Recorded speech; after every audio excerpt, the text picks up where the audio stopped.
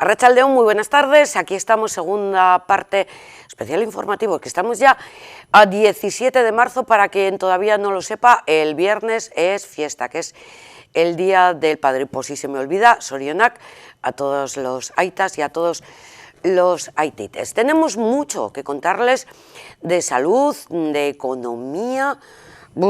Ya me he perdido. Ha habido sesión en el Congreso, ha habido comparecencias en la Comisión de Salud del Parlamento Vasco y se ha presentado en Bilbao un hub de economía, otro también un laboratorio para mejorar la situación de las personas cuidadoras. Es decir, no se lo pierdan, muchas cuestiones.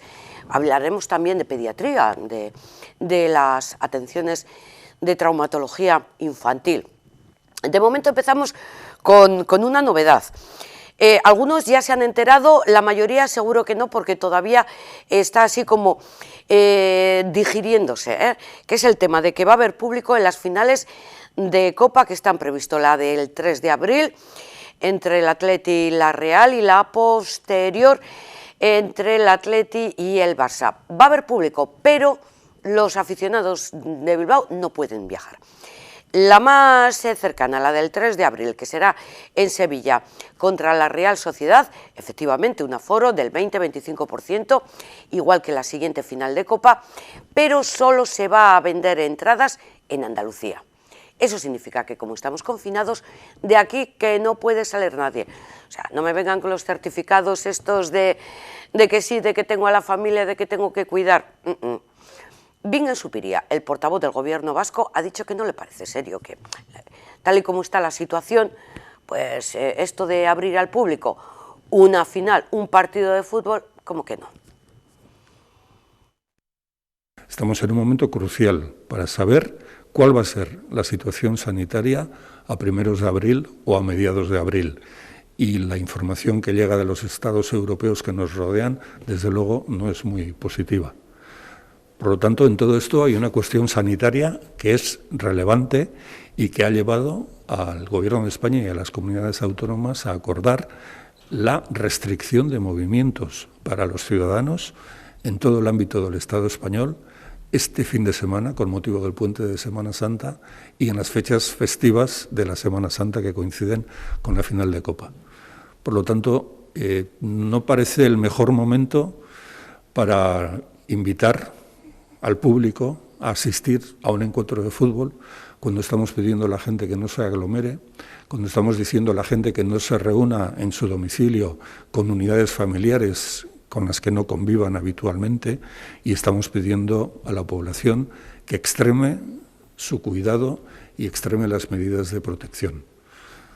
No tenemos información directa, no sabemos quién ha podido adoptar esa decisión, si es que efectivamente se ha adoptado en esos términos, y tampoco sabemos si se han puesto en contacto con el Atlético y la Real para conocer cuál es su opinión, que me parece que es una opinión relevante. En cualquier caso, supongo que no es necesario que, como portavoz del Gobierno, recuerde a toda la ciudadanía vasca y a todos los aficionados y aficionadas de la Real Sociedad y del Atlético de Bilbao, que Euskadi estará perimetralmente cerrada en esas fechas, que estará prohibido salir de Euskadi y que la circunstancia sanitaria no aconseja ningún desplazamiento de este estilo y que nos obliga a mantener muchísimo cuidado cuando seamos espectadores de ese partido y después cuando queramos celebrar el resultado, sea cual sea. Bueno, pues ya la han escuchado, por cierto, ha dicho Atlético de Bilbao, ¿verdad? Sí, suena raro, ¿verdad? Es Athletic Bilbao, el Atlético en Madrid, que eso ya lo hemos aprendido. Por tanto, a ver, seriedad. Habrá público y tendrá que ser público andaluz el que esté en la final, al menos confirmado en la primera final, la del 3 de abril, que enfrentará al Athletic y a la Real Sociedad. Bueno, pasamos página. Seguramente que tendrá para mañana una segunda parte, porque esto no ha hecho más que abrirse un capítulo, el capítulo deportivo, el capítulo de salud. La vacuna Janssen, la que está a punto de llegar, prevista para el mes de abril, la de los laboratorios Johnson & Johnson, podrá administrarse a las mujeres embarazadas y con niños lactantes. De momento, las actuales, y solamente me refiero a Pfizer y Moderna, no se habían hecho pruebas y en principio no se recomendaba, lo han escuchado aquí en este mismo programa a los doctores, explicar que no se recomendaba la vacuna. Bueno, parece que las pruebas que se han realizado con la vacuna Janssen favorece esta situación y por lo tanto podrán vacunarse, algo que en principio les dará tranquilidad a estas mujeres. Bueno, hoy y como todos los miércoles, comparecencia de la consejera de Salud de Gotzone Sagardui en sede parlamentaria. A las 2 de esta tarde ha comenzado su comparecencia frente, y lo digo frente a los portavoces de todos los partidos políticos que forman parte del Parlamento para explicar la situación actual, situación epidemiológica y la vacunación. Más o menos, la información es la misma que ya les relatamos ayer. Estamos en un fondo valle, con un cambio de tendencia, ralentización de los buenos datos. El objetivo del departamento es conseguir un acumulado por debajo de los 60 casos. Por cierto, estamos por encima de los 200 y hay que bajar la presión asistencial, que está muy alta. Probablemente, tras la ralentización progresiva en los descensos de las tasas de incidencia acumulada, podríamos decir que estamos en un fondo de valle. Esto apunta al inicio de un posible cambio de tendencia, aunque debemos esperar a ver lo que ocurre a lo largo de esta semana. En el Plan Bizi Berri 3 y en nuestras numerosas comparecencias públicas hemos insistido que el objetivo es situar la tasa de incidencia acumulada en 14 días por debajo de los 60 casos por 100.000 habitantes. Estamos lejos de ese objetivo y la incidencia actual es elevada. La presión asistencial sigue siendo alta. Hoy hay 222 personas ingresadas en planta. En lo que a las UCI se refiere, tenemos abiertas 314 camas con una ocupación global de 78,34%. De ellas, algo menos de un tercio de las camas habilitadas están ocupadas por pacientes COVID positivo. Esto es, 101 personas COVID positivo ingresadas en las UCIs de Euskadi. Como ven, la situación es delicada. Por ello, sigue siendo absolutamente necesario seguir aplicando y cumpliendo con todas las medidas preventivas ya conocidas. Lo dije ayer y lo reitero ahora. Cuantos menos contactos, menos transmisión del virus, menos casos positivos, menos presión asistencial y menos muertes.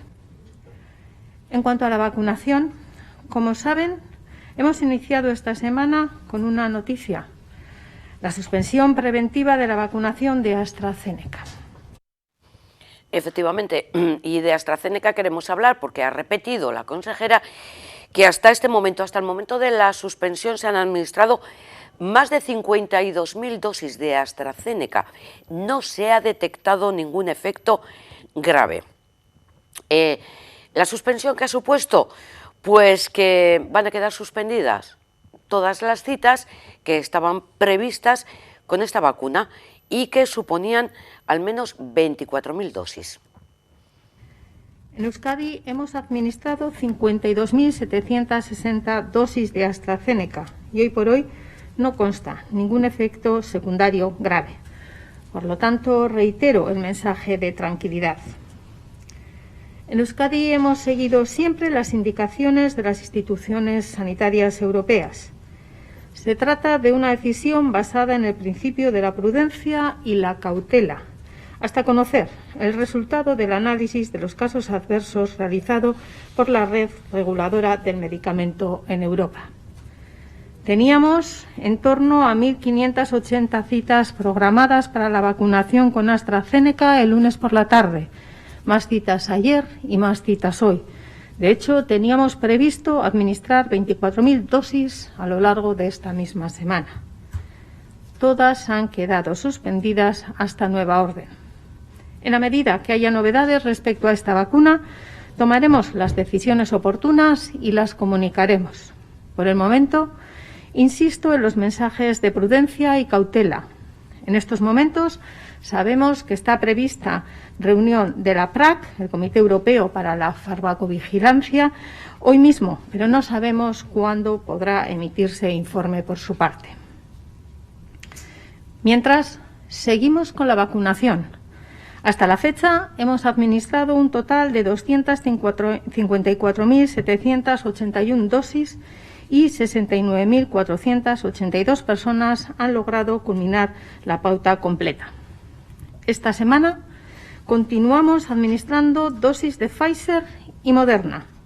El lunes recibimos nuevas remesas de estas vacunas, 30.420 dosis de Pfizer y 10.600 dosis de Moderna. Las administraremos para primeras dosis que culminen con las personas mayores de 90 años en primera administración, primeras dosis para continuar con personas mayores de 80 años y primeras y segundas dosis a profesionales del ámbito sanitario. Quiero finalizar recordando a todas las personas mayores de 90 años, todas las personas mayores de 80 años que recibirán llamada por parte de Osakidetza para establecer día, hora y lugar de su vacunación. Bueno, pues ahí tienen los datos, como les digo, básicamente los mismos que ayer nos ofrecía a nosotros, a los medios de comunicación. También ha vuelto a hablar un poco de la colaboración ciudadana de cara a los rastreos. Cuando alguien da positivo, que sea sincero a la hora de contar con las personas en las que ha estado en estrecho contacto, aunque este contacto haya sido de una forma menos legal de lo requerido, es decir, que haya sido en un encuentro con más de 4 personas, etcétera, etcétera. Bueno, pues continuarán, por tanto, las vacunaciones de Pfizer y Moderna. Se han recibido esta semana más de 30.000 de Pfizer, más de 10.000 de Moderna, y se procederá a administrarlas a los mismos colectivos que ya estaban previstas, es decir, la Pfizer a las personas mayores y Moderna al personal sanitario. ¿Qué es lo que ocurre? Que el personal, por ejemplo, de educación o la Ertzaintza queda paralizada la administración de vacuna. Al que no ha podido recibir la primera dosis, pues queda a la espera, y también los que vayan a recibir la segunda, que por cierto les recordamos que hay un plazo de tiempo muy largo entre la primera y la segunda. Por cierto, acérquense, se lo voy a dejar muy bajito que se lo voy a decir. Parece ser que incluso también están proponiendo que igual hay gente que se ha conformado con la primera dosis y le dicen, oye, ¿quieres administrarte la segunda? Y digo, pues no sé, pues igual no. Vale, ya está, porque estás como muy inmunizado, tienes muchos anticuerpos, pues igual no te hace falta. Bueno, yo se lo cuento presuntamente, porque este extremo vamos a confirmarlo con el Departamento de Salud. Bueno, simplemente en plan de chascarrillo, ¿recuerdan? También en plan de chascarrillo, pero un poco enfadados, que les contábamos la semana pasada cómo unos hijos habían ido con su aita al centro de salud con silla de ruedas y todo para que le administraran la vacuna Pfizer. Llegaron allí y les dijeron que no tenían vacunas. Todo esto antes de que se haya suspendido AstraZeneca, porque lógicamente les tocaba la Pfizer, pero se encontraron que no tenía vacunas. ¡Hola! ¿Y esto? No, esto no es serio, ¿eh? Dijeron, bueno, no se preocupen, que ya les llamaremos y entonces pues ya podemos ir a su domicilio a administrarle la vacuna. Como así ha ocurrido, que somos conscientes porque estuvimos interesándonos por el caso y efectivamente así ha sido. Vale, más tema de salud, porque también en el Parlamento hoy se ha hablado de los puntos de atención continuada, los PACs, que también han ocupado tiempo en este espacio informativo.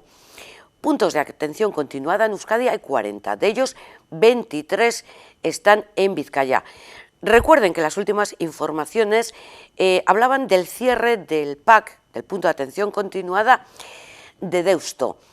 Hoy, como les digo, en el Parlamento ha hablado el director de Asistencia Sanitaria de Osakidetza, que se llama Víctor Bustamante. Ha explicado la labor de los PACs y de alguna forma ha confirmado el cierre del PAC de Deusto, alegando a los cambios estructurales que se están dando durante la pandemia y además porque su horario era nocturno y ha habido escasa demanda en este punto.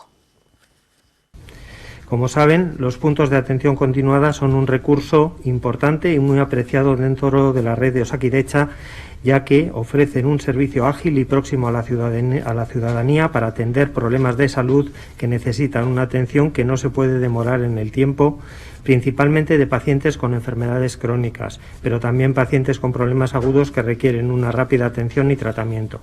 Su principal función es cubrir los tramos horarios en los que los centros de salud se cierran, para proporcionar una continuidad en la atención. En la actualidad, Euskadi cuenta con un total de 40 puntos de atención continuada con diferentes horarios y estructura, 13 en Guipúzcoa, 4 en Araba, 23 en Vizcaya. 40 puntos para una población diana de más de 2 millones de habitantes, que es la población de más de 14 años que hay en Euskadi, la principal usuaria de este servicio. Calculamos que 1 de cada 3 personas ha recurrido en el último año a un punto de atención continuada. Actualmente los PAC están condicionados por 3 variables. 1. La dispersión geográfica de la población. La geografía de nuestra comunidad autónoma ha condicionado siempre la distribución de los centros asistenciales, entre ellos los PAC. Existen grandes diferencias entre territorios. Vizcaya, con un gran número de núcleos urbanos poblados, nada tiene que ver con Araba, donde la mayor parte de la población se concentra en un único municipio, Vitoria-Gasteiz. Esto condiciona una gran heterogeneidad en el funcionamiento de los recursos de atención continuada, especialmente en sus horarios de apertura, que se han debido de adaptar a la demanda. Una gestión eficiente de los recursos humanos. Los recursos de cualquier sistema público son limitados y hay que gestionarlos de modo eficiente. Esto es lo que pretendemos con nuestras decisiones. La solución no es siempre añadir dispositivos sanitarios, sino tenerlos suficientes y valorar que sean eficaces. Y esto no vale solo para los PAC, sino también para todos los servicios que ofrece el Sistema Vasco de Salud. Por esto no cabe hablar de no contrataciones o de recortes, cuando los propios datos avalan por sí solos y con contundencia que por encima de la plantilla habitual de Osakidetza son miles las personas contratadas, más aún en la situación actual de pandemia. En la actualidad, 366 trabajadores prestan sus servicios en los puntos de atención continuada de Euskadi, habiéndose producido un aumento de personal que los atiende. Insisto, no ha habido menos contratación, no ha habido recortes. La tercera variable ha sido la pandemia. Y esto está muy ligado con la gestión eficaz de los recursos a la que me acabo de referir. Como saben, la pandemia de la COVID-19 ha obligado a reorganizar el funcionamiento de la práctica totalidad de los servicios sanitarios, también de los PAC en Euskadi y en todos los países del mundo. Un ejemplo es el PAC de Deusto, donde se ha prescindido de la atención presencial en horario nocturno de las 12 de la noche a las 8 horas, tan solo de la atención presencial, porque les recuerdo que la atención domiciliaria en este tramo horario está garantizada. Pero dígame, teniendo en cuenta que el PAC de Deusto estaba atendiendo a una media de 5 personas por noche, ¿no les parece más razonable disponer de ese personal en lugares y horarios en los que hay más demanda? En un contexto diferente entendemos que la cercanía del recurso, al evitar a la ciudadanía que tenga que desplazarse hasta el Hospital de Basurto, es un valor que puede justificar mantener el servicio. Pero en las actuales circunstancias nuestra decisión ha sido priorizar. Es cierto que las modificaciones en algunos de los PAC, como el que les estoy citando, cuyos horarios se han revisado recientemente, han generado cierta alarma en la población al interpretarse como un recorte en la accesibilidad de los servicios. Pero no es así. La asistencia ha estado y está garantizada, independientemente del barrio o del municipio donde uno viva, ya sea en Deusto, en Vitoria, en Zumárraga o en Vergara. Toda la ciudadanía tiene un profesional médico o de enfermería a su disposición, a cualquier hora, en un radio geográfico relativamente cercano. Pues lo ha dicho el director de Asistencia Sanitaria de Osakidetza. Se mantiene lo previsto, que es el cierre del punto de atención continuada de Deusto. Ampliamos esta información con la voz de sus protagonistas, en este caso desde el colectivo de enfermería, sindicato SATSE. Amaia Mayor, Arratsaldeon, muy buenas tardes. Arratsaldeon, Yolanda. Bueno, me imagino que has escuchado a Víctor Bustamante confirmar en sede parlamentaria que debido a la pandemia y a la escasa demanda, las perspectivas de que se reanudara el horario nocturno en el PAC de Deusto no tiene futuro. No compartimos lo que está comentando el director de Asistencia Sanitaria en las declaraciones que ha hecho en el Parlamento Vasco. Creemos que se está aprovechando las circunstancias de la pandemia para seguir avanzando en un plan que tiene Osakidetza, que es el desmantelamiento progresivo de los puntos de atención continuada, los PACs, que entendemos que es un servicio necesario y fundamental para la ciudadanía, para no saturar las urgencias hospitalarias, porque hay muchas cuestiones que los puntos de atención continuada pueden solucionar para la ciudadanía sin necesidad de que tengan que ir a una urgencia hospitalaria, con el problema que eso existe para la propia ciudadanía por el colapso que puede ocasionar en las urgencias y en estos momentos de pandemia, además por el riesgo que supone para la propia población tener que ir a una urgencia hospitalaria para solucionar un problema de salud que podría solucionar fácilmente en un punto de atención continuada. O puede ser pues un síndrome febril en un niño con convulsiones o sin ellas, temas de ataques de asma o problemas que se pueden solucionar perfectamente con un aerosol, temas de esguinces, pequeños accidentes que precisen sutura, un montón de cuestiones que se están tratando a día de hoy en los PACs sin ningún problema, dolores precordiales que pueden ser claramente diagnosticados en los puntos de atención continuada sin necesidad de ir a una urgencia hospitalaria. Máxime, si además tenemos en cuenta que el PAC de Deusto en este momento es el único recurso que cuenta una capital como es Bilbao en horario nocturno, en el que la ciudadanía dispone de un punto al que puede ir a solucionar cualquiera de los problemas de salud que pueda tener fuera de lo que son los horarios de los centros de salud sin necesidad de acudir a una urgencia hospitalaria. Se justifica por el volumen de pacientes. Nosotros no entendemos que esto sea cuestión de cantidad, sino de calidad. Es decir, a la ciudadanía se le solucionan problemas de salud que son claramente solucionables en un PAC sin necesidad de ir a una urgencia hospitalaria y eso es siempre una buena noticia. Y si lo que se considera es que hay poca cantidad de pacientes, quizás lo que se debería de hacer es centrar los esfuerzos en hacer conocedor a la ciudadanía de que existe este punto de atención y hacer una campaña de visibilización del trabajo del PAC y para que las personas sepan con qué recursos cuentan y a dónde deben de ir cuando no tienen su centro de salud abierto. Es que yo, Amaia, he conocido la labor y horario del PAC gracias a ti, gracias a estas conexiones, porque de hecho hasta desconocía su funcionamiento. ¿Es un reflejo, y esta pregunta puede sonar un poco dura, de que está bajando la calidad de la sanidad pública en Euskadi?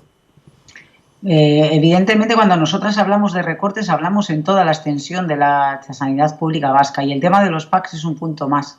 Es decir, se está aprovechando que hay pandemia para ir limitando los recursos sanitarios públicos que la ciudadanía tiene a su disposición.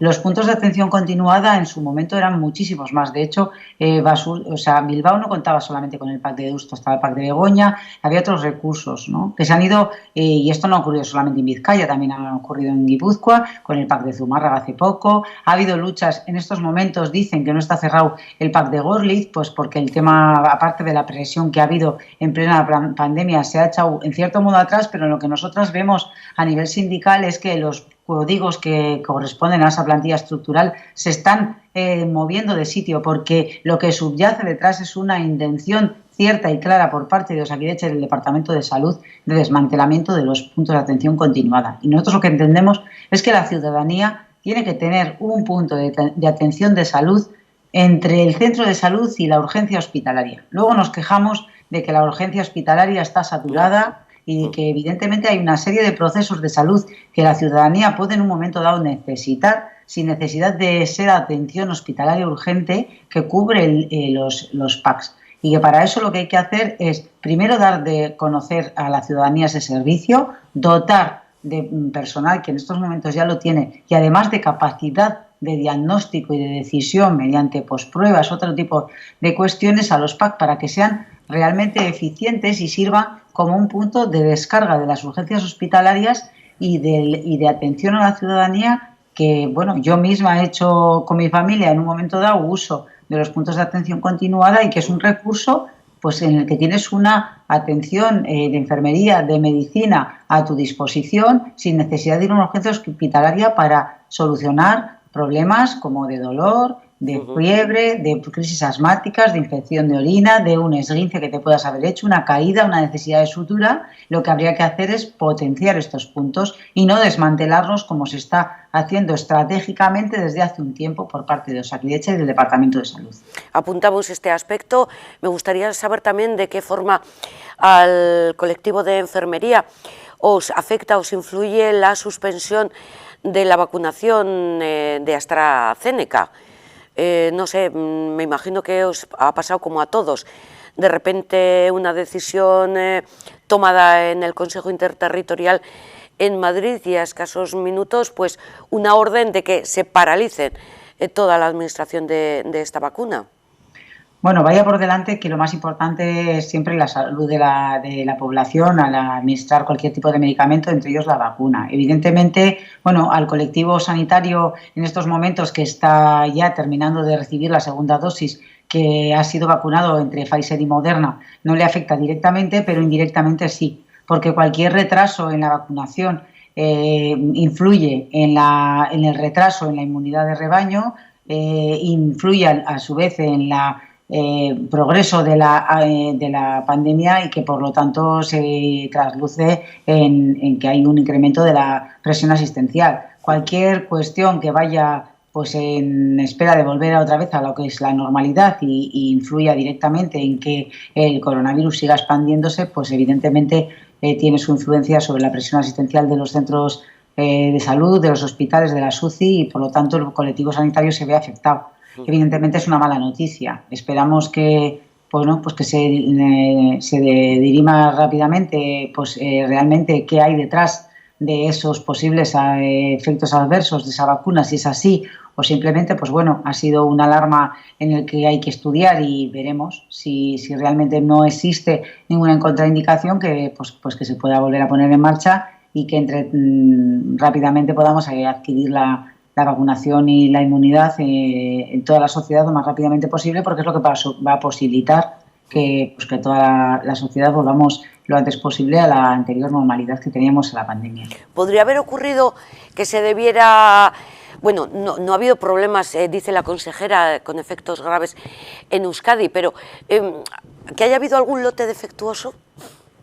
Pues es que serán los expertos los que tengan que realmente, yo creo que esto es a nivel europeo, pues que tengan que ver que detrás de estos casos qué es lo que realmente hay, si es un problema, pues lo que bien dices tú, de un lote, si es de la propia vacuna, si es de las situaciones personales de las personas que han tenido reacciones graves y que vayan por otro tipo de factores. Eso es lo que realmente yo creo que bueno se ha paralizado preventivamente para poder estudiar con más detalle qué es lo que hay detrás de estos casos, que es verdad que dentro de que se han administrado millones de vacunas de este tipo de vacuna y no ha habido tantos efectos adversos, pero bueno, es que cualquier efecto grave que pueda ocurrir en una persona merece su estudio para realmente llegar al fondo del asunto y bueno, en cierto modo es mejor ser previsores y paralizar en espera del estudio. Lo que pasa que evidentemente esto es algo que como sociedad y como colectivo pues nos afecta directamente y nos entristece. Vamos con otra de las importantes labores que realiza el colectivo de enfermería, que es el tema de los rastreos y los cribados. Has escuchado a la consejera decir que bueno, los ciudadanos que dan positivo son poco sinceros a la hora de contar quiénes han sido los contactos con los que han estado. Bueno, yo creo que detrás hay esta fatiga pandémica que tenemos toda la sociedad ya, que estamos pues un poco ya estomagados de pandemia. Pero la verdad es que desde aquí quiero hacer un llamamiento a la ciudadanía que, por duro que nos pueda parecer en un momento dado, ser sinceras y sinceros respecto a nuestro comportamiento, a las conductas de riesgo que haya podido ocasionar. La verdad es que, siendo objetivos, si existe un brote o un foco de contagio, evidentemente al final va a dar sus frutos y va en contra de la propia salud de las personas propias y las personas con las que hemos estado, no ser sinceros y sinceras respecto a qué comportamientos hemos tenido y con quién hemos estado.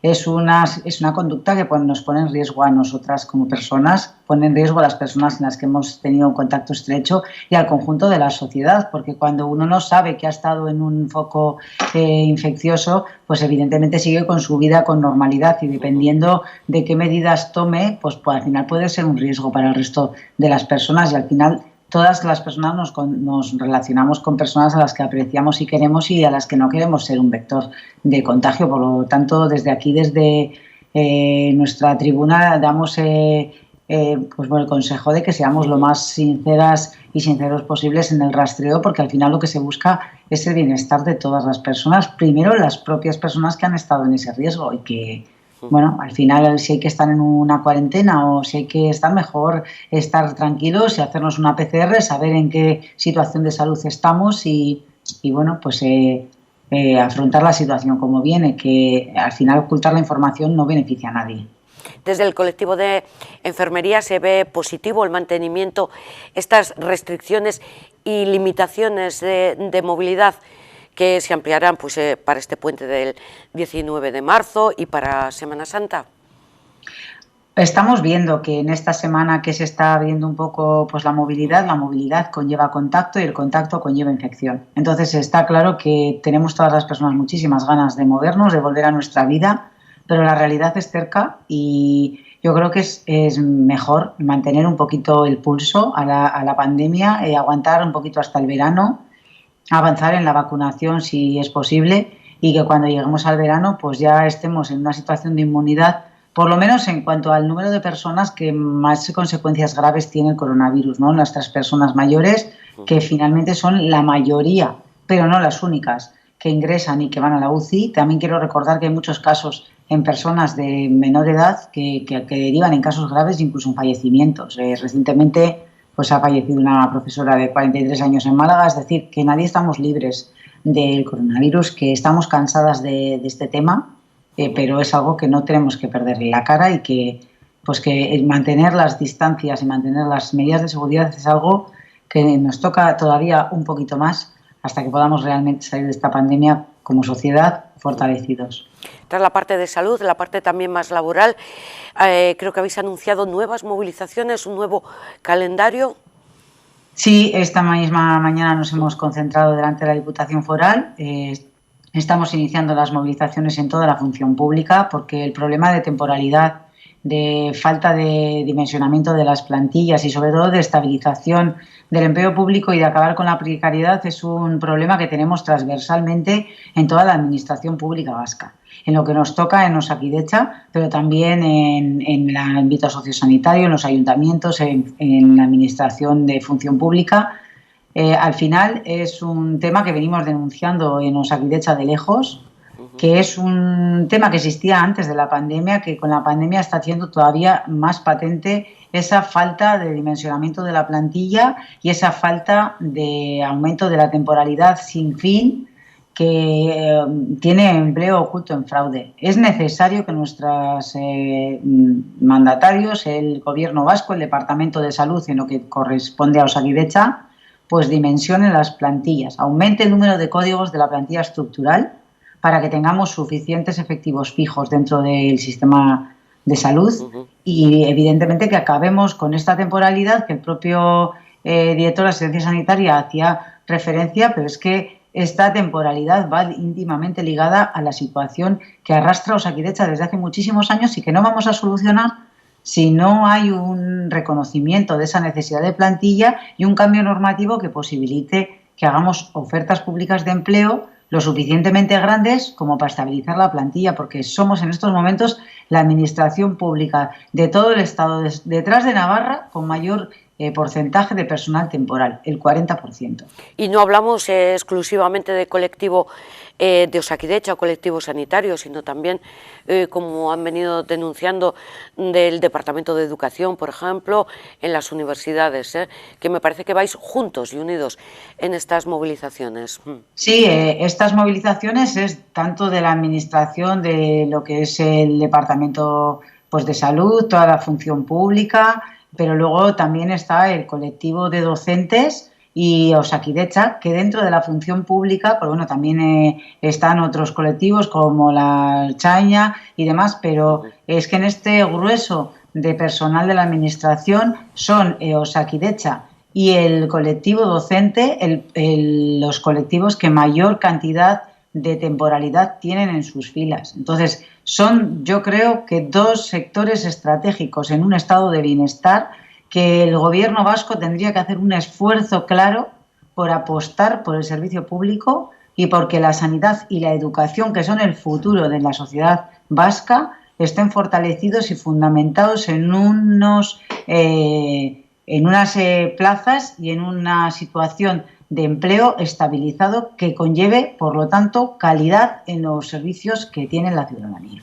Amaya, no he tenido posibilidad de valorar contigo el nuevo cargo de directora gerente del Hospital Santa Marina, que es un cargo que ostenta ahora una enfermera.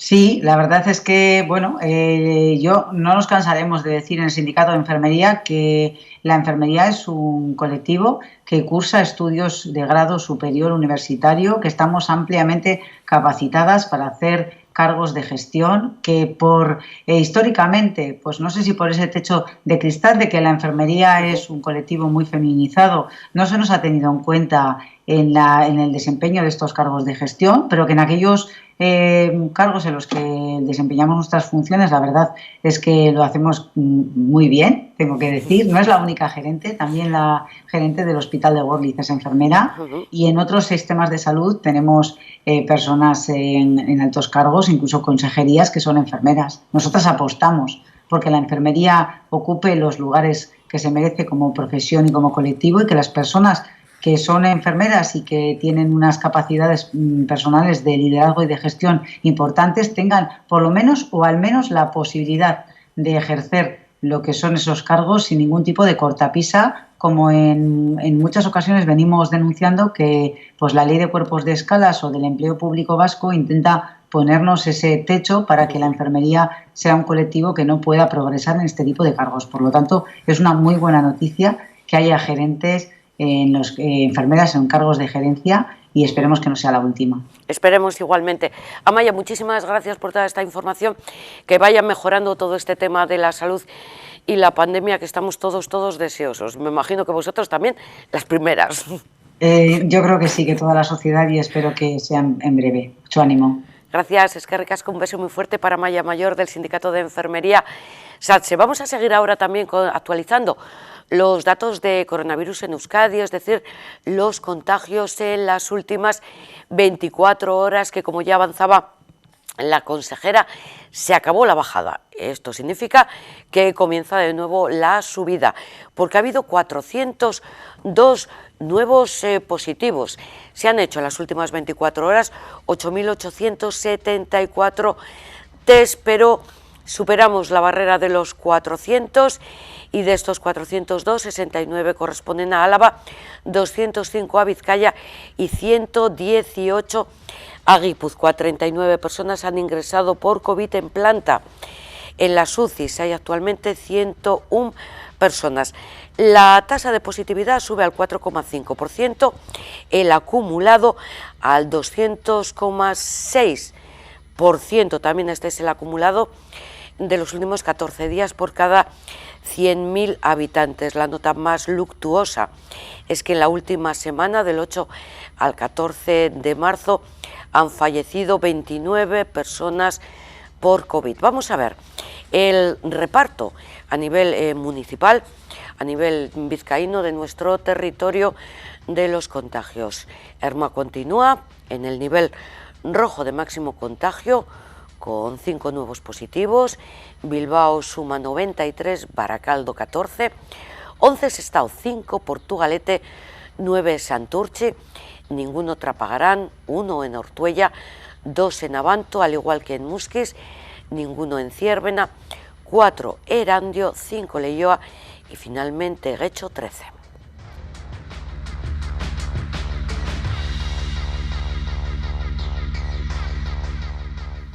Nos falta darles los datos de contagios en las aulas a nivel del Departamento de Educación. Hay 76 aulas clausuradas, ningún centro como tal está cerrado, supone el 0,43% del total de aulas que existen en Euskadi. Estas 76 están localizadas en 44 centros. Por lo tanto, bueno, es una tónica general, es un dato positivo que, bueno, se viene a situar en ese 0,43-44%, casi no llegando al 0,50%. Sin embargo, y esto me voy a permitir sacar a la palestra unas declaraciones del director de Ordenación Sanitaria del Departamento de Sanidad, ya saben, Fernando Simón, que sigue ahí en el cargo.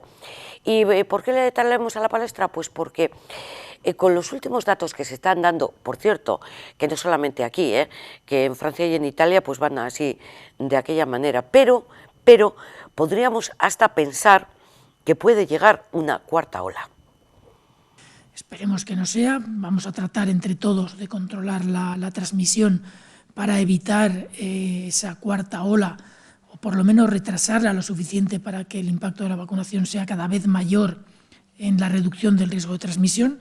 Pero lo cierto es que estamos ahora mismo empezando a entrar en ese riesgo que en algunos países de la Unión Europea ya se está observando. Nosotros tenemos otro indicador que nos marca esa estabilización clara con ese riesgo de volverse a incrementar, aunque también podríamos mantenernos estables, que es la positividad de las muestras que se realizan, que se ha mantenido estable también en los últimos días con un 5,3% de positividad. Son datos, no son especialmente malos, estamos, como digo, en un periodo de estabilización, pero nos pone en un alto riesgo con probabilidades de que volvamos de nuevo a incrementar el número de casos diarios. Y aprovecho este momento para darles cuenta de la última recomendación de hoy mismo, actualizada en este momento a través de InfoSalud, que dice que la Organización Mundial de la Salud recomienda seguir administrando la vacuna de AstraZeneca porque los beneficios superan a los riesgos. Nuestra compañera Laura, desde el Departamento de Producción, nos hace llegar ahora mismo esta nota informativa y actual. Recuerdan que ayer hablábamos con Jorge Barrón, microbiólogo, y venía a decir lo mismo. A ver, efectivamente ha habido un fallecimiento de una mujer de 43 años en Marbella, supuestamente como consecuencia de la vacuna, presuntamente, de AstraZeneca, pero también cada vez que hay un medicamento puede haber unos efectos secundarios. Como dice la Organización Mundial de la Salud, los beneficios, esto es lo que supone la vacunación, supera a los riesgos. Es una nota, lo que hace es recomendar. Estaremos pendientes de lo que decidan las autoridades sanitarias vascas del Estado y del resto de países de la Unión Europea, que también decidieron ayer suspender la vacunación con AstraZeneca. Hablamos ahora de economía. En Forum Europa ha participado el consejero de Economía, Pedro Azpiazu, al que le han preguntado pues cuestiones de programas económicos, presupuestos, gestión de su departamento, pero nosotros destacamos uno, el tema de las ayudas económicas que vienen de Madrid. Ya saben, se lo venimos contando, 11.000 millones de euros anunció Pedro Sánchez que iban a estar destinadas a autónomos, pymes, micropymes y resto de empresas. De esos 11.000 se reducen a 7.000. Las de pymes y autónomos. De esas 7.000 se reducen a 5.000 las que se van a destinar a las comunidades autónomas, excepto Canarias y Baleares, que se quedan con 2.000. De esos 5.000, ¿cuántos vienen a Euskadi? Pues al parecer, pues 240 millones de euros. conocemos este Real Decreto que se aprobó el viernes, lo estamos analizando en detalle, estamos viendo un poco, bueno, pues cuáles son los requerimientos que se van a exigir para poder instrumentar estas ayudas. Estas ayudas efectivamente las va a instrumentar el Gobierno vasco, ¿no?, para el conjunto de empresas que están recogidas en principio en el listado que el Gobierno central propone en términos de CNAE. Queda más por dar todavía. Todavía tenemos que saber cuál es un poco la orden del Gobierno central en el que se van a concretar un poco la manera de instrumentar estas ayudas. Habrá que efectivamente firmar un convenio de colaboración para establecer un poco las reglas de juego entre el Gobierno de Madrid, seguramente el Ministerio de Hacienda y nuestro Gobierno. Y luego lo que tenemos también que es establecer un mecanismo de colaboración muy estrecha con las diputaciones forales, que son en nuestro caso las que tienen la información tributaria, que es una información muy relevante a la hora de gestionar todas estas ayudas para, digamos, ayudar a las empresas, ¿no? Estamos haciéndolo ya, nos hemos puesto en marcha, estamos avanzando y, bueno, vamos a depender un poco de cuál sea el ritmo que imponga también Madrid, cuál sea el ritmo el que lleguen ellos a un acuerdo para tener una orden previa para tratar de firmar unos convenios. Bueno, estamos trabajando, ¿no? Yo creo que es una noticia importante que podamos disponer de un dinero para, pues para hacer frente a aquellas consecuencias económicas negativas de la COVID.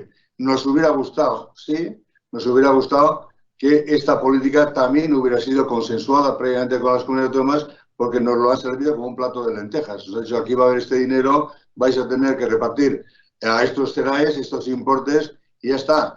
Nosotros no vamos a decir que no, evidentemente, porque las empresas, los autónomos, muchísima gente está sufriendo, está evidentemente solicitando recursos económicos, pero desde luego no me parece la mejor manera de hacerlo de una manera así unilateral, impositiva y tal, ¿no? Yo creo que es una manera de proceder que no corresponde a un gobierno con diferentes niveles de autogobierno, no un gobierno, digamos, multinivel, no. Yo creo que los niveles de cogobernanza, los niveles de funcionamiento deben ser realizados de otra manera mucho más normal, pensando sobre todo en el marco jurídico existente, en la normalidad política y sobre todo en la eficiencia de las políticas que se van a obtener con estos recursos, ¿no? Yo creo que, una vez más, no me ha gustado nada el comportamiento de la Administración del Estado en este sentido.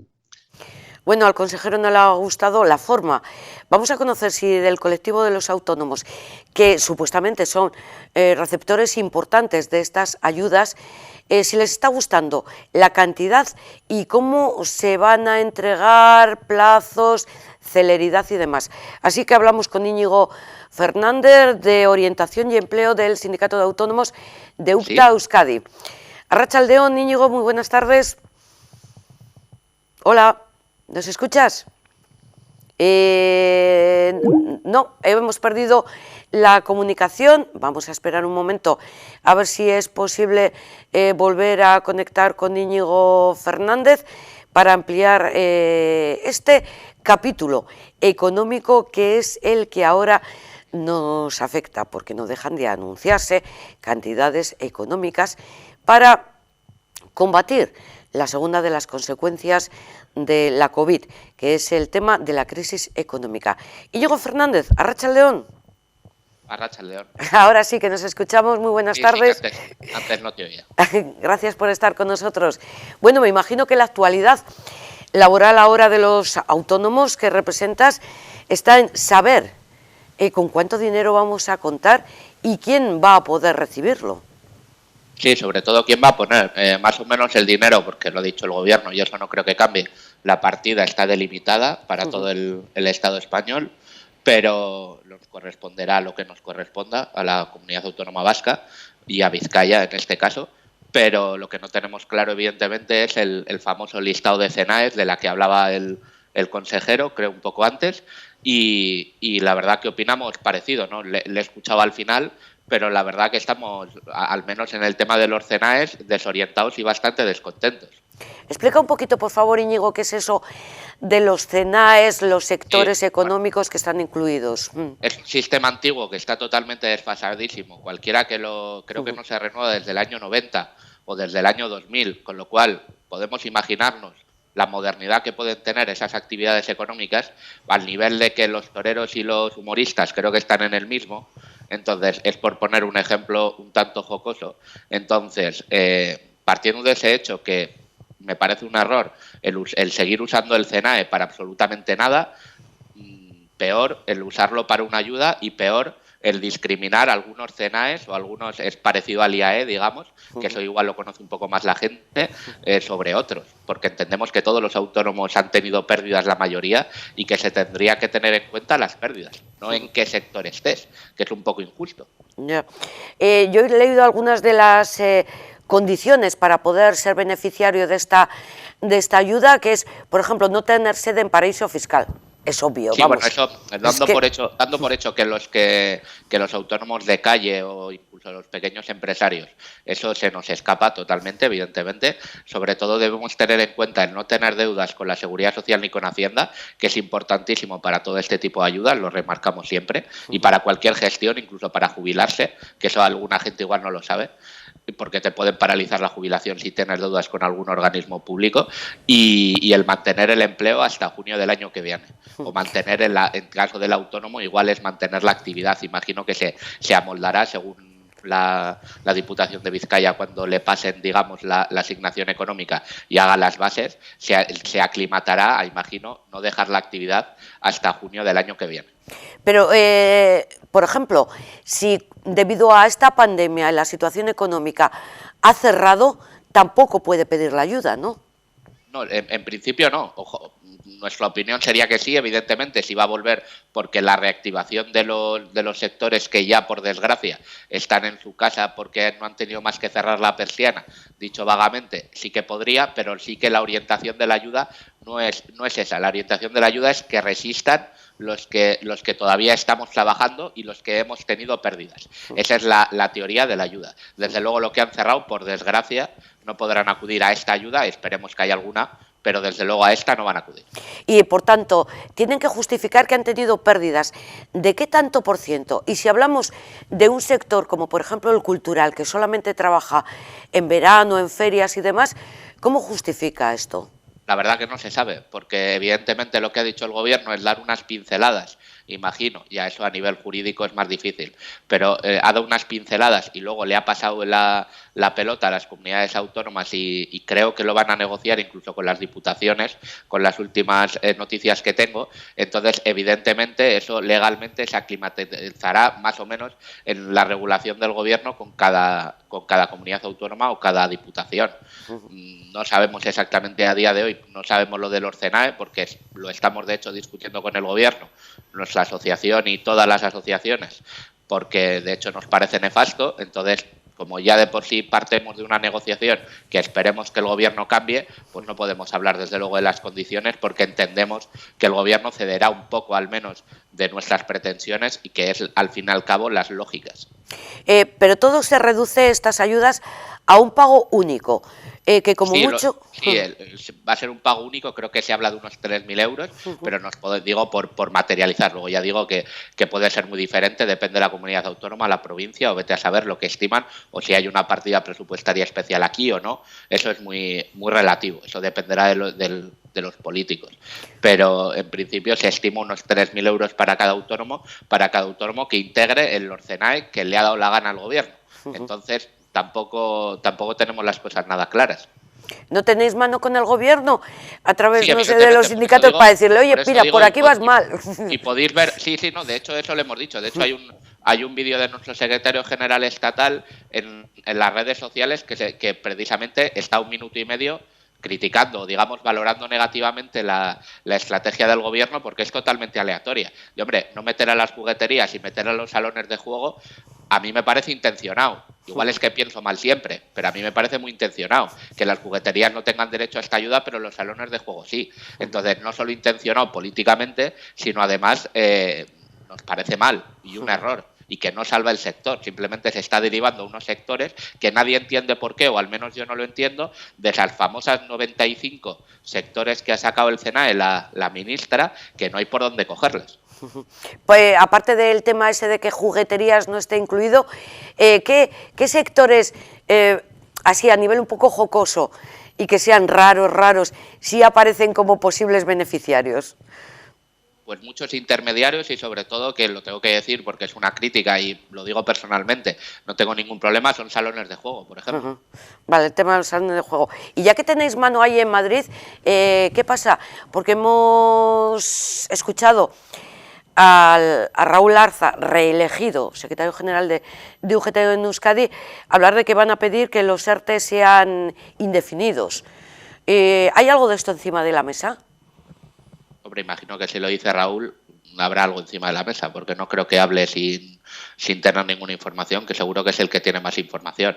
Nosotros, como la parte de autónomos, que no nos dejan estar en un sindicato, pero estamos confederados con la Unión General de Trabajadores, y es, al fin y al cabo, es nuestro secretario general, y también le elegimos la semana pasada, pues obviamente le dejamos parte del trabajo a él, o más bien nos deja él parte del trabajo a nosotros.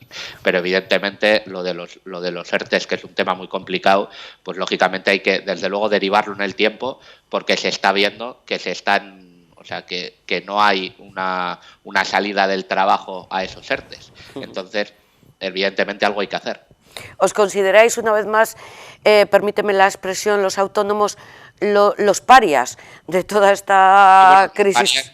Parias o los que pringamos por todos, que bueno, eso al final lo puede pensar todo el mundo, pero lo que nos sentimos discriminados sobre todo porque no vemos la lógica con la que está actuando el gobierno, conforme a darle a 94 sectores sí, a otros muchísimos que se quedan no. Entonces es una aleatoriedad que si alguien nos explicaría qué lógica tiene, o sale el gobierno a decir qué lógica tiene, pues se podría valorar políticamente, se podría valorar sindicalmente o ideológicamente, pero es que ni siquiera la tiene, porque de verdad, quien se moleste en ver la lista de los CENAEs, evidentemente son variadísimos, pero ¿y por qué los demás no?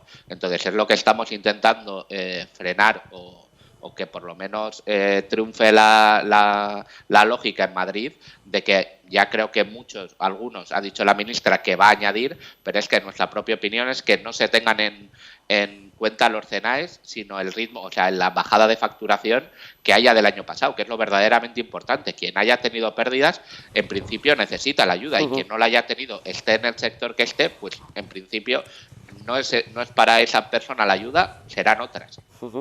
Íñigo, pues muchísimo ánimo para todo el colectivo de autónomos que eres el que representas, y muchísimas gracias por haber estado con toda esta información actualizada. Un beso muy fuerte. Y a ver si la próxima vez estamos mejor. A ver si vamos buenas noticias, cada vez mejores. Sí. Bueno, lo vemos un poco difícil, porque tal y como está la cosa, sí, bueno, millones va, 800.000, no, ¿cómo que 800.000 va? La cantidad económica que se pone encima de la mesa, luego no sé por dónde va. Yo por donde voy a ir es por el tema económico una vez más. De nuevo vamos a ver y a escuchar al consejero de Economía y Hacienda, Pedro Azpiazu, hablando en esta ocasión del futuro de la naval, de la adjudicación a esta empresa. Ya saben, la naval, cierre concursal, administrador concursal, que se lo da a la propuesta más elevada económicamente, pero que además no deja de ser de logística, es decir, de almacenes, mientras aquí lo que se quiere es una propuesta y un proyecto que siga siendo industrial y naval. Bueno, el gobierno se ha manifestado también en el sentido que le gustaría que efectivamente hubiera una actividad industrial importante en los terrenos de la naval.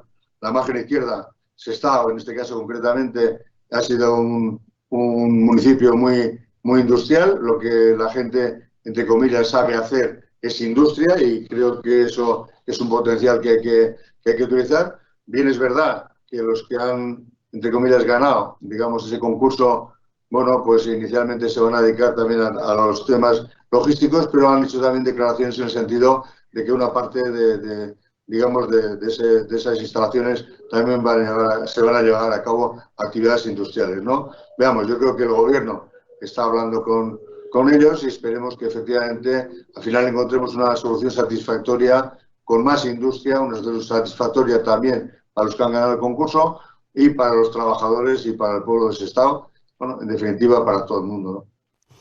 No sé si se han fijado, pero había imágenes de Tele7 que estaban ahí proyectando mientras intervenía Pedro Azpiazu. Esto ha sido en esta jornada de Foro Euskadi con invitado el consejero Pedro Azpiazu de Economía. De economía seguimos hablando porque lo que se pretende desde el Departamento de Turismo del Gobierno vasco es promocionar las rutas y los planes turísticos por Euskadi. Ya saben que la movilidad aquí, al menos a día de hoy, la tenemos garantizada por toda la comunidad. El consejero Javier Hurtado ha presentado una campaña para que nos movamos, consumamos y hagamos turismo en Euskadi.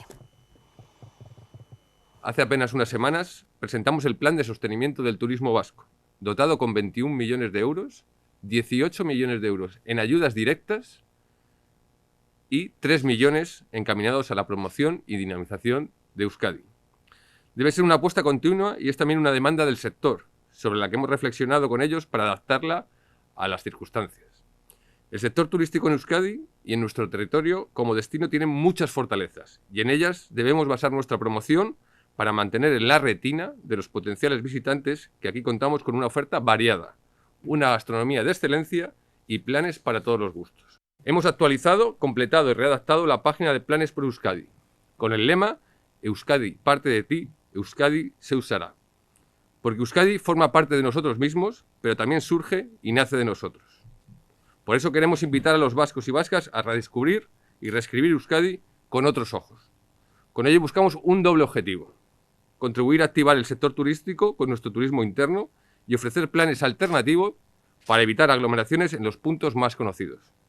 Porque queremos que esta sea una campaña dinámica, pero también segura, que contribuya a fortalecer nuestra imagen de Euskadi como un destino seguro y mostrar la inmensa variedad de posibilidades de conocer nuestra tierra.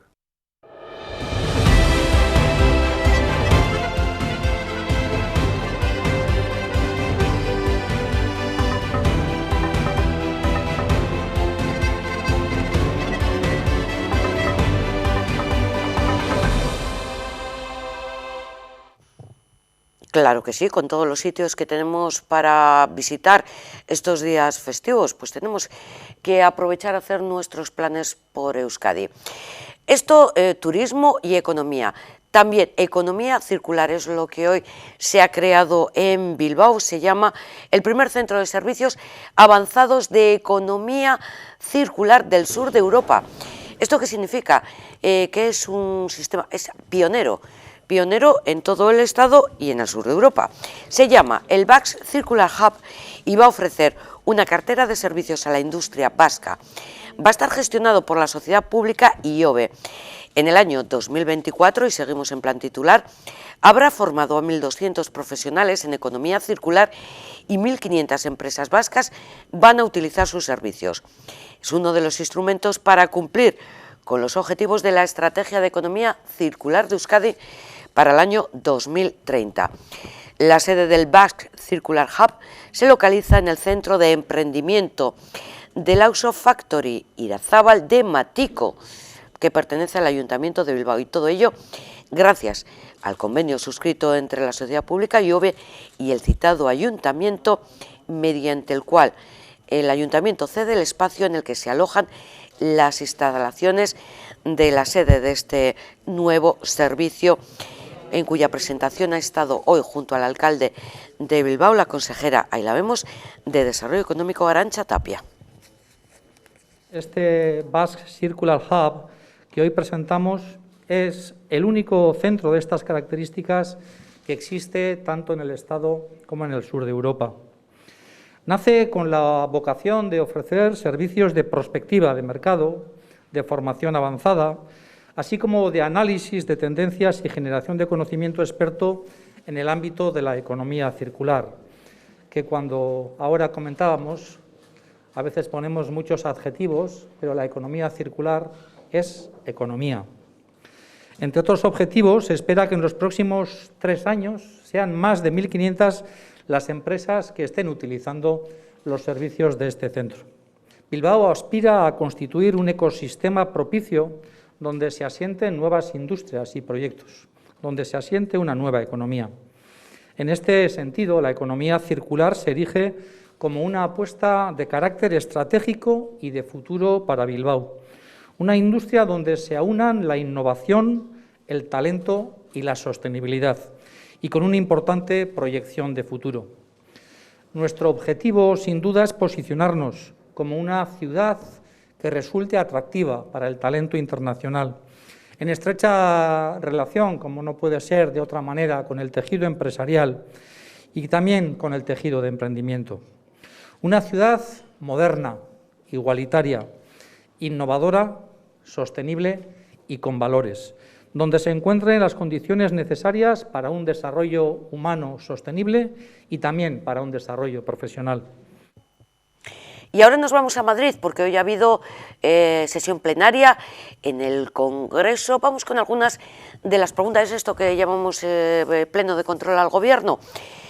Vamos en primer lugar con la pregunta formulada por Euskal Herria Bildu. Su diputado Iñaki Ruiz de Pinedo se interesaba por el tema de la revalorización de las pensiones. La pregunta se la formulaba al ministro de Seguridad Social, José Luis Escrivá. Señor ministro, estos últimos meses venimos enterándonos por la prensa y siempre fuera de los parlamentos de diferentes propuestas y documentos referidos a futuras reformas del sistema de pensiones, y casi todas conllevan recortes. Todas son propuestas atribuidas a su ministerio y están relacionadas o con la negociación con la Comisión Europea o con los agentes sociales. Hemos leído propuestas referentes a cambio de cálculo de actualizaciones del poder adquisitivo según la inflación media del año anterior, la propuesta de alargar la vida de jubilación hasta los 67 años de modo obligatorio a toda la población, impedir el máximo de jubilaciones anticipadas, desanimándolo a hacer por medio de fuertes penalizaciones y para el resto de la vida, o la extensión del número de años de cotización para el cálculo de las bases de pensiones. Por ello, la pregunta es, ¿va a plantear reformas de la seguridad social que conlleven recortes en las pensiones? Señor ministro de Inclusión, Seguridad Social y Migraciones. Presidenta, señoría, pero en ningún caso. Lo que nosotros estamos haciendo, y le invito a que cuando esté aprobado el Plan de Recuperación y Resiliencia, o según vamos trayendo nosotros iniciativas legislativas al Parlamento, constate usted, cómo no, en ningún caso va de reformas. Simplemente lo que estamos haciendo es cumplir con las recomendaciones del Pacto de Toledo, que se aprobó en esta Cámara con solo 2 votos en contra. Y a eso nos estamos ateniendo. A diferencia de otras reformas del pasado, estas reformas que estamos haciendo nosotros tienen como objetivo asegurar la sostenibilidad, la suficiencia y la equidad del sistema de pensiones, con toda una serie de cambios que responden estrictamente a las recomendaciones que se nos han hecho desde esta Cámara. Ustedes escúchenme a mí, escuchen lo que yo voy trayendo a la Cámara, escuchen mis intervenciones en la Comisión del Pacto de Toledo o la Comisión de Empleos, Inclusión y Seguridad Social, y se darán cuenta exactamente hasta qué punto hay una brecha enorme entre el ruido que se crea, desgraciadamente, con el tema de las pensiones y lo que es nuestra agenda legislativa y de reformas.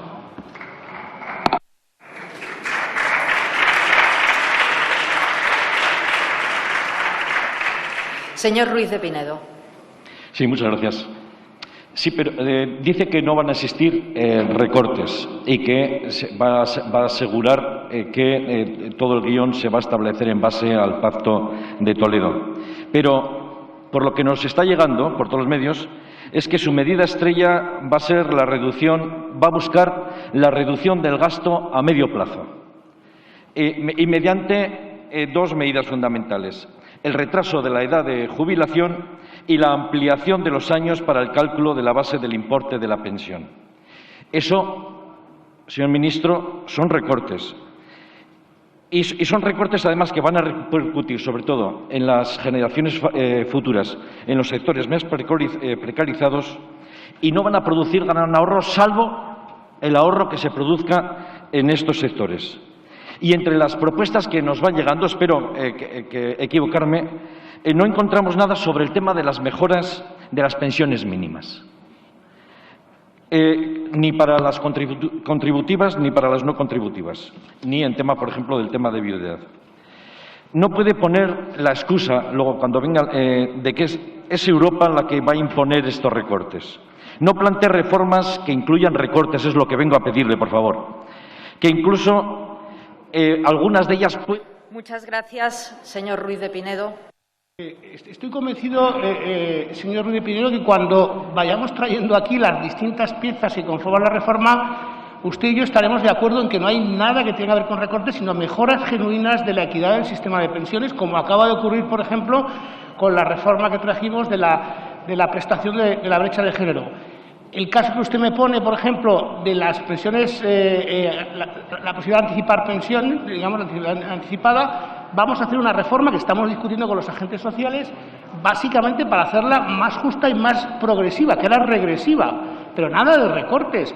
Pero si es que en los presupuestos generales del Estado, que es una de las grandes demandas a las que ustedes se han insistido mucho, se han reconocido gastos impropios por 14.000 millones de euros en el sistema por primera vez. Son hitos enormes. Vamos a revalorizar las pensiones con el IPC, con una fórmula que estamos a punto de cerrar con los agentes sociales. Le podría insistir más, pero ya verá usted cómo sus inquietudes no están en absoluto justificadas, se lo aseguro yo. Muchas gracias. Este que ven en sus pantallas es el Hospital San Juan de Dios de Santurchi, que ha reincorporado las especialidades de cirugía ortopédica y traumatología infanto-juvenil, además de pediatría. Se atiende así una necesidad asistencial muy demandada por la población de la zona, retomando la que fue durante décadas su principal actividad. Vamos a hablar en un instante con Miren Cobos Pradas, la especialista en cirugía ortopédica y traumatología, como decimos, infanto-juvenil. Arratsaldeon, doctora. Arratsaldeon. Muy buenas tardes. Hola. ¿Cuándo comenzó la doctora a pasar consulta de traumatología aquí en el Hospital San Juan de Dios? Bueno, a ver, realmente en el San Juan de Dios hace años ya estuve pasando consulta, pero hemos empezado esta nueva andadura pues hace un mes y medio. O sea, casi en plena pandemia. Coméntanos un poquito pues cuáles son los horarios de las consultas que tienes en este centro hospitalario.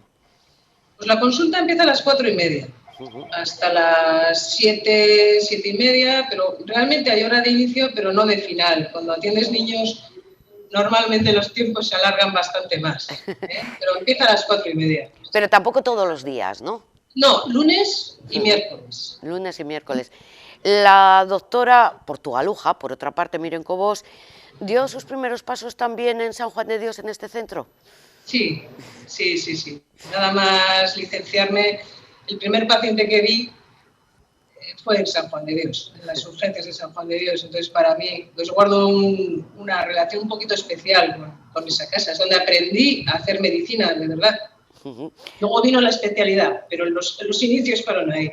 Pero porque además eres jefa de sección de la unidad de ortopedia y traumatología infantil en el Hospital de Cruces. Sí, así es. O sea, compaginas un poco las dos labores médicas, ¿no? Exactamente. Cuéntanos un poquito. Siempre con ortopedia, siempre en ortopedia infantil.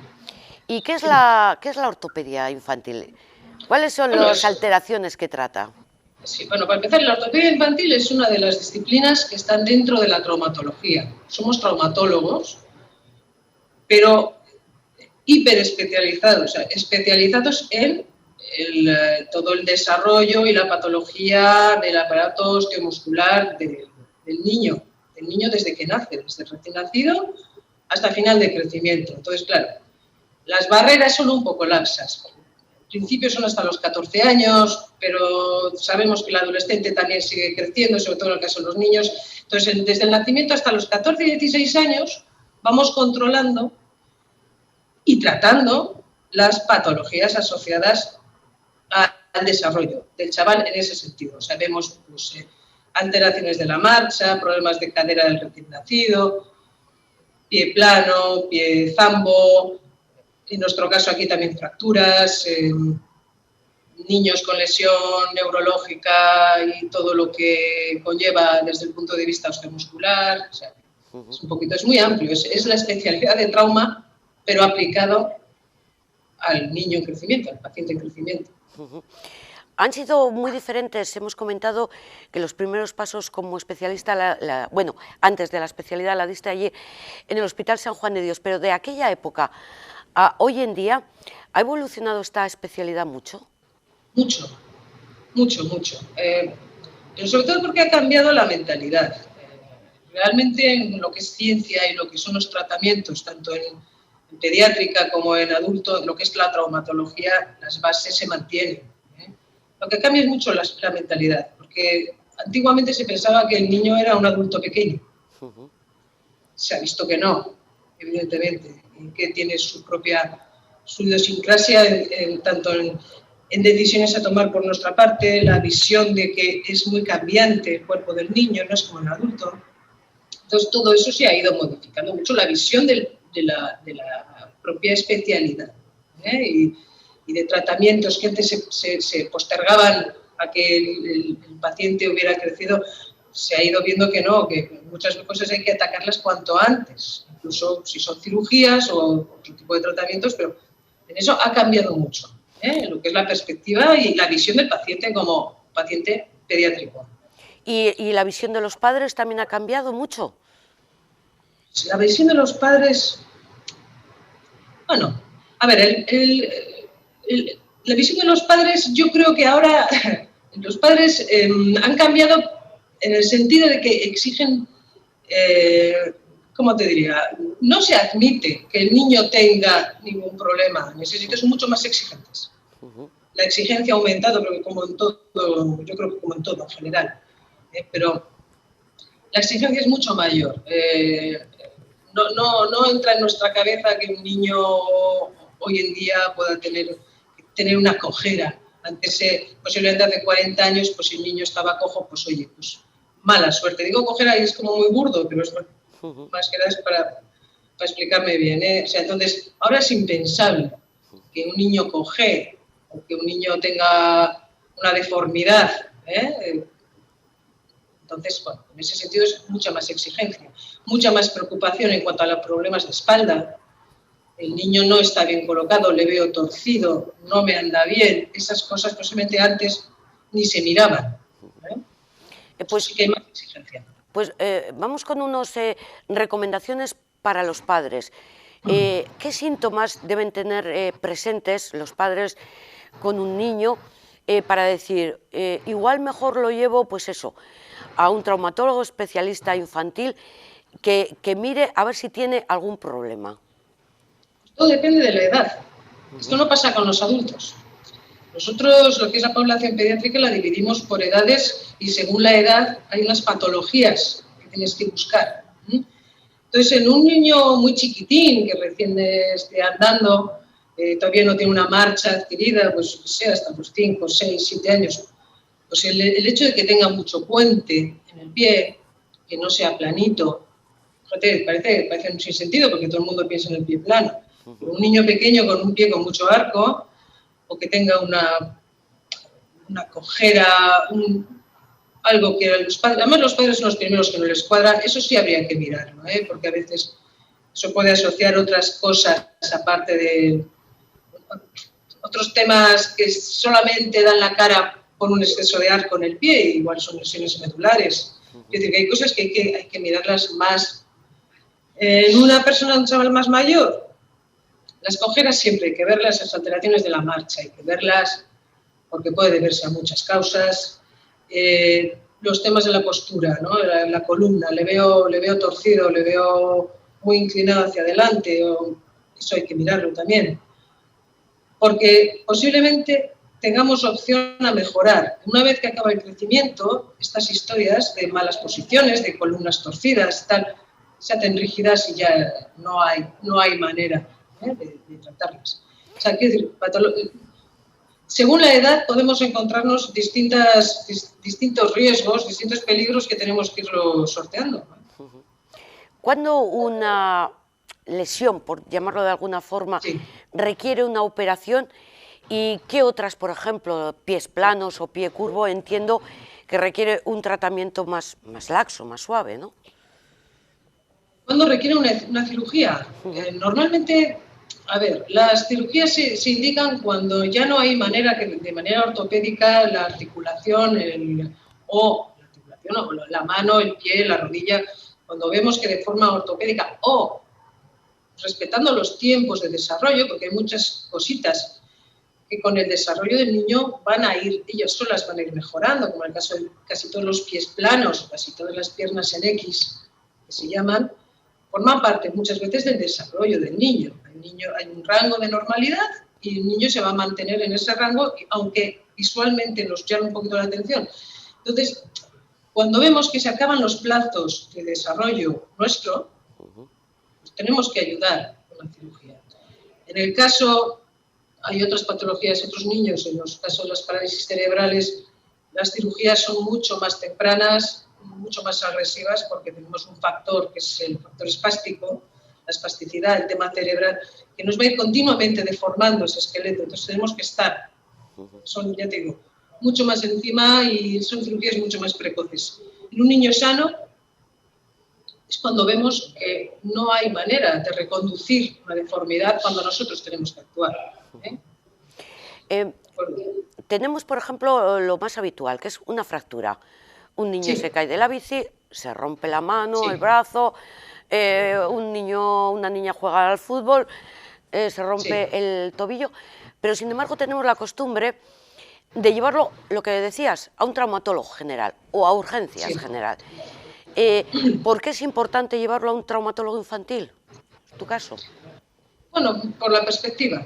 La perspectiva por la especialidad es nuestra visión es a futuro. En el momento se arregla, lo que ya que se puede arreglar, pero luego hay un seguimiento. Tienes que tener una visión de que ese hueso que tú has, ese hueso, porque estamos hablando de una fractura, que en principio es algo más sencillo, ese hueso va a ir cambiando. Yo tengo unas expectativas de mejora, Yo voy a confiar en la remodelación de ese esqueleto. Posiblemente haya angulaciones o historias que un traumatólogo general las pueda ver. Fíjate, es que aquí se puede dar justo lo contrario que en otras variantes, pero puede pasar que a un traumatólogo general la imagen le resulte preocupante porque posiblemente no tenga esa perspectiva de desarrollo que tenemos nosotros. Nosotros podemos darle más margen a una imagen fea en una radiografía porque sabemos que va a mejorar con los años. Podemos evitar cirugías innecesarias, sabemos lo que va a pasar. Pero que eso entra dentro de nuestra especialidad, de nuestra formación, lógicamente. ¿En el Hospital San Juan de Cruces hay urgencias de traumatología infantil? ¿Tienes urgencias allí? Miren, en San Juan de Dios, perdón.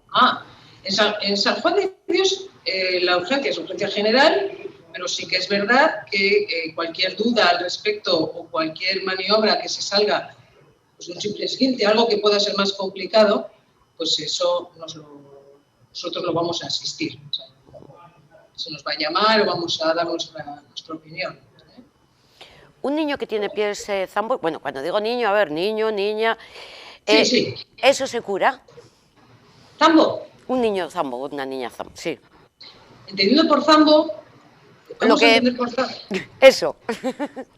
Claro, es que zambo no es el niño mete los pies, Es que hay un mal concepto de esto. Entonces, el niño que mete los pies es algo muy habitual. El niño mete los pies al andar, esos son los ejes eso es una acomodación que hace el propio crío por otra causa. Puede ser que le duela el pie, que el zapato le esté grande, o que tenga realmente una alteración de los ejes de las piernas. El meter los pies, que es lo que llaman zambo, que no es el zambo. El zambo es otro problema congénito mucho más grave que nunca se cura, se mejora.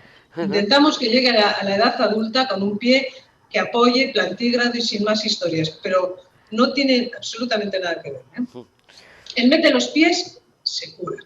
Eso realmente no es un problema en sí. Y no es nada, bueno, pues excesivamente preocupante, llamémoslo. No. Lo que hay que hacer es explicar bien a los padres la situación. ¿Por qué lo hacen? Lo hacen porque los niños lo pueden hacer porque se están defendiendo de otra historia. No porque las piernas estén mal. Entonces no hay que ir al giro de las piernas, sino ¿por qué lo hacen? Lo hacen porque pueden, porque todavía anatómicamente son capaces de hacer esa defensa, pero no es en sí una patología. ¿En traumatología infantil hay nuevas enfermedades? Nuevas enfermedades, madre de Dios. A ver, estamos viendo nuevas enfermedades. Mira, el desarrollo de la neonatología de los niños de muy bajo peso al nacer, las cirugías de recién nacido, cirugías cardíacas, que antes no se hacían, pues esto, de forma secundaria, pues sí que nos trae a nosotros un mayor número de niños con secuelas de esas cirugías. Les salvan la vida, evidentemente son magníficas, eso es, gracias a Dios, es un desarrollo tremendo, pero nos trae pues más lesiones neurológicas,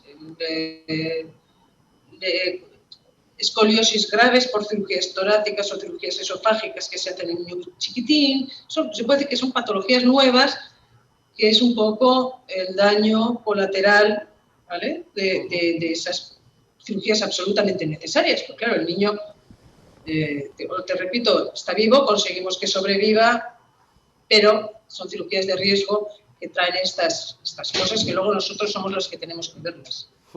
Eso te iba a preguntar precisamente, mire, entre estas lesiones neurológicas que acabas de citar, ¿requieren una cirugía muy complicada? Es complicado el paciente, es muy complicado el paciente. Es complicado por la situación familiar, porque date cuenta que son niños que ya salen de otra historia previa. Son niños muy cambiantes, es un organismo cambiante con una espasticidad o con una distonía o con un cuadro neurológico que nos está continuamente intentando deformar. Entonces, es difícil la indicación de esa cirugía. ¿Cuándo y qué le hago para que no pierda capital funcional? O sea, con esos niños tenemos que conseguir que su desarrollo y su capacidad funcional vayan no a menos, que se mantengan o que ganen, pero que no a menos. Entonces eso es muy complicado. No nos podemos permitir, por un error de indicación, que pierda. Entonces, son cirugías complicadas, pero para mí es más difícil la indicación. ¿Cuándo y qué? ¿Son buenos pacientes los niños? ¿Y de qué edad son los mejores y los peores? Mira, a ver, los peores, es que peores no es que haya peores.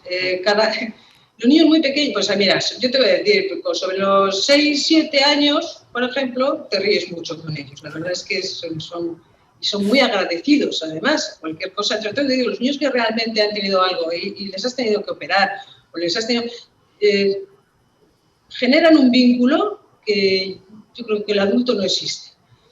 Luego, los adolescentes, a mí particularmente, yo conecto muy bien con ellos. Con el adolescente, que es un paciente complicado, porque está en ese momento de que la madre o el padre quieren contar las cosas, el niño quiere contar, o el niño, que ya no son tan niños, también ellos tienen su derecho y su visión de las cosas, ¿no? Entonces, digo, yo me lo paso muy bien con esas edades, que son un poco terribles, Bueno, digo, hombre, el bebecito, pues el bebecito es el bebecito. Tampoco da... Pero bueno, sí, son los 5 o 6 años y luego el chaval más mayor. O sea, que disfrutas con ellos, ¿eh? ¿Cómo habéis vivido, miren, todo este tema de la pandemia en esta especialidad, la consulta que tú llevas?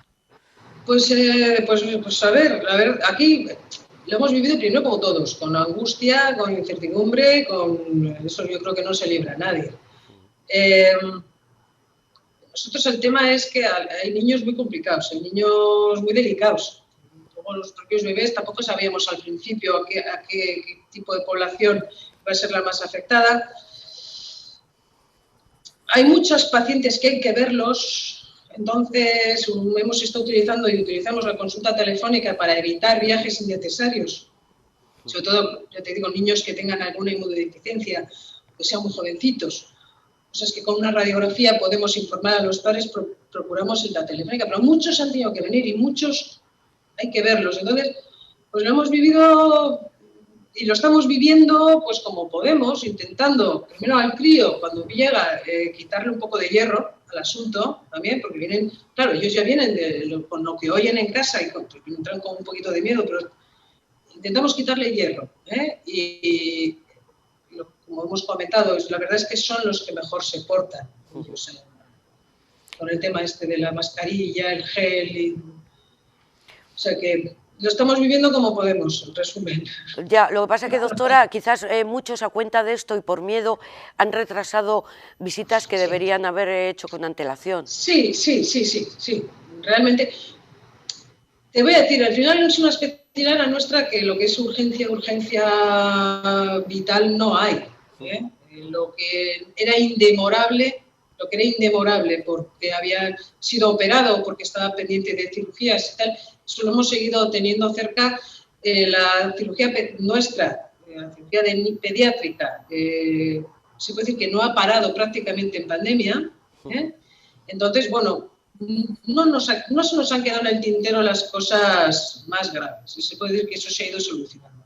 Sí que es verdad que igual controles de columna, controles que, pues sí que ha habido casos en los que ha ganado el miedo y no se ha venido, o se ha pedido consulta telefónica, que también, bueno, nosotros en ese momento valoramos la situación y se habla con la madre o el padre y dice, mira, pues no, ven porque es que necesitamos verlo. Pero sí, también es verdad que hemos perdido consultas por el camino de cosas muy leves por fallo nuestro.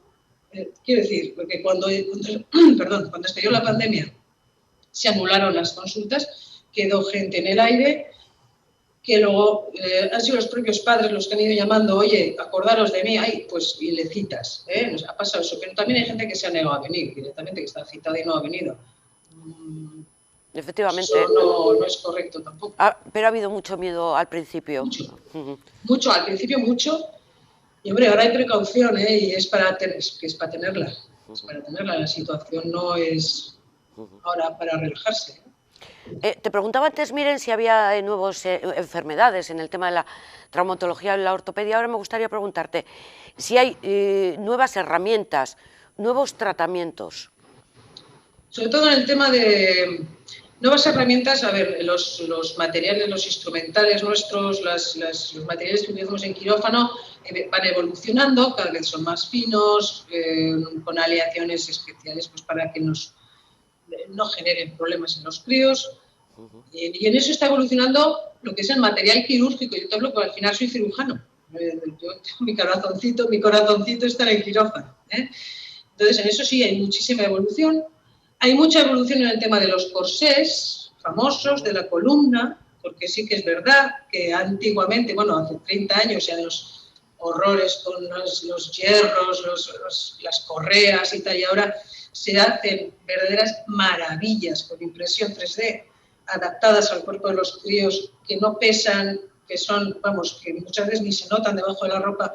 Eso está evolucionando muchísimo, pero gracias a la impresión y al tema Y luego, el tema de las cirugías. De las cirugías ya un poco más, el tema de los neurológicos, también las técnicas se van mejorando para ser cada vez menos invasivas y que el niño pueda cuanto antes ponerse en marcha, que no tenga grandes inmovilizaciones. Pues mire, muchísimas gracias por habernos dedicado este tiempo y esta información. Pues seguro, porque son muchísimo más importantes los pacientes que tú tienes, estos niños y niñas, pero yo creo que también poder transmitirlo un poco a la ciudadanía, pues también tiene su valor. Así que un beso muy fuerte y que disfrutes de tu trabajo en el Hospital de Cruces y en la nueva consulta que llevas un mes ahí en San Juan de Dios. Muchísimas gracias.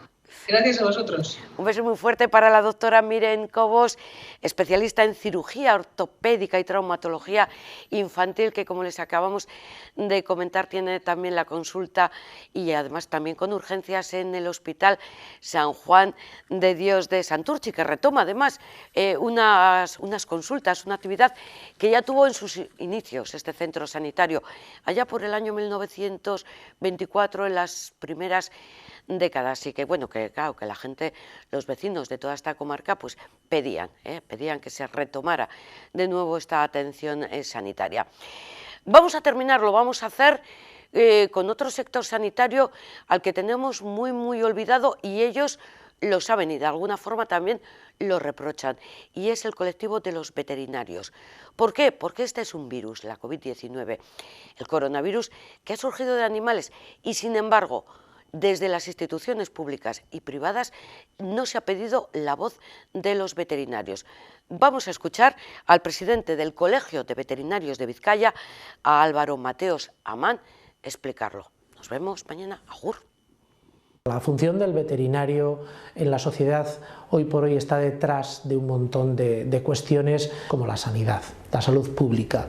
Somos los que estamos vigilando que la mayor parte de las enfermedades que afectan a las personas, que según la OMS el 70% tienen origen animal, bien vinculadas a los propios animales, y también vinculadas a la producción de alimentos. No concebimos hoy por hoy la relación que tenemos con los animales si no es con una función de bienestar animal, y lógicamente con la producción de medicamentos, que también medicamentos humanos, hay veterinarios metidos detrás porque obviamente se prueban en animales. Y es curioso que efectivamente una pandemia producida por un microorganismo de origen animal, donde efectivamente hay reservorios y donde en un momento determinado la profesión tenía y tiene un montón de medios a poner a disposición de la sociedad, ha sido totalmente olvidada. Hoy tenemos casos en Euskadi de animales de compañía que han dado positivo a coronavirus y que absolutamente ninguna administración ha contactado con nosotros para saber cuál es el papel que juegan los animales de compañía, nuestras mascotas, en todo esto. Si realmente los veterinarios hubiéramos dejado de ejercer nuestra función en el control higiénico-sanitario de la cadena de producción de alimentos, solamente lanzaría una pregunta: si en las primeras semanas de la pandemia tuvimos problemas por el papel higiénico, ¿qué hubiera pasado si en vez de faltar el papel higiénico hubieran faltado los alimentos? No se entiende hoy por hoy un manejo de una pandemia, un manejo de una enfermedad, un manejo solamente desde un punto de vista como es el que se está tratando, el asistencial. El que dirige la pandemia en Alemania es un veterinario. Sin embargo, y esto lo digo con mucha tristeza, a la altura de miras del que dirige la pandemia a nivel nacional, de todos es conocido. Cuando le preguntaron por qué no seguía las directrices de la OMS y ponía dentro del grupo de expertos a alguien que realmente supiera de estas cuestiones a nivel veterinario, conceptos epidemiológicos, bioseguridad, etcétera, de hecho se quedó totalmente descolocado. Con todos mis respetos, es alguien que no tiene la altura de mira más allá de lo que es el conocimiento de una única profesión sanitaria. En aquellos países donde en un momento determinado ha participado la profesión veterinaria, han aportado otra serie de soluciones, y a la vista está que todos los índices, cualquiera de los índices que en un momento determinado se quieran valorar, han sido mejores que los que han tenido, por ejemplo, a nivel nacional, a los que se han tenido en España. Yo creo que faltó dirección, faltó altura de miras, se dejó en manos no de un equipo de expertos de diversas áreas, sino que se siguieron unas directrices y no se pusieron a trabajar los medios que los tiene un país como el nuestro, con grandes laboratorios y grandes profesionales. Nuestra relación con los animales, la relación con nuestro medio ambiente, nos ha producido a lo largo de los años una inmunidad pasiva. Hoy por hoy estamos quizás en una forma de vida cada vez más alejado, es decir, cada vez es más difícil conocer a alguien que haya podido tener un vínculo directo con ciertos animales, y no está pasando. Entonces, decir que esto ha sido porque alguien se ha consumido un animal que antes no se consumía, no. Muchas veces la prensa generalista tiende a dar de la noticia que le interesa poner el punto en ciertas cuestiones que muchas veces son las anécdotas, y no es lo importante. Lo importante es tener una visión global, una visión de qué es lo que ha podido pasar, cómo se ha producido, e insisto, poniendo el punto en que puede volver otra vez a pasar. Tenemos un sistema de inspección de los alimentos, de inspección de las poblaciones en Europa, que es la envidia del resto del mundo. Hoy por hoy una de las cuestiones por las cuales el Reino Unido ha salido de Europa es porque tiene una visión diferente, más a la americana.